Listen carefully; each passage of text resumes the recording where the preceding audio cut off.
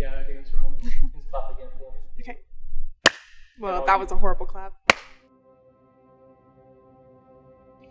So from a young age, I grew up hearing about my grandparents' stories in the mission field.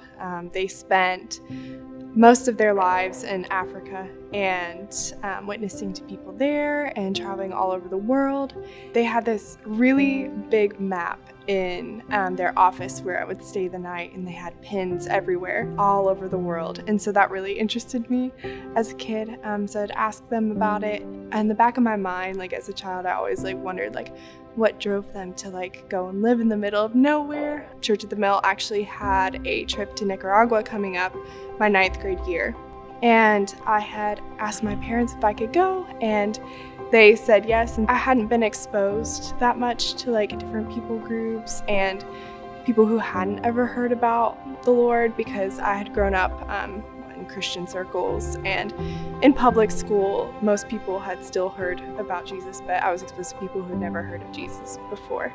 That really, really tugged at my heart, and I just started thinking about why wouldn't I share the gospel with people? I spent 3 months in Uganda working for Benjamin House Ministries, taking photos, and I would go around the slums and we would go around villages, and I'd ask, hey, can I take a photo of you? And we'd take the photo, and that would open up a gateway to have a conversation and to tell their story, and that each person has a story. And it was just a gateway into that, and a really, really unique way of expressing the image of God through humanity.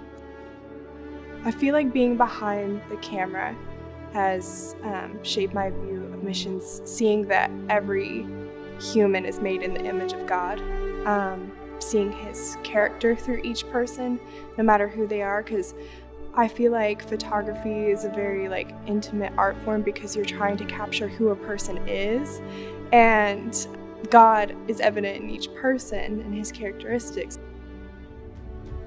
Anyone can do missions, and we're all called to do missions. It's not just an option. You don't have to hop on a plane. You don't have to be labeled a missionary. You don't have to be necessarily labeled as a ministry. Introversion, extroversion, outgoing, shy. No matter what your gift is, no matter your personality, it can be used for God's glory. God has a plan. He made you the way you are, and he gave you the gifts for a reason.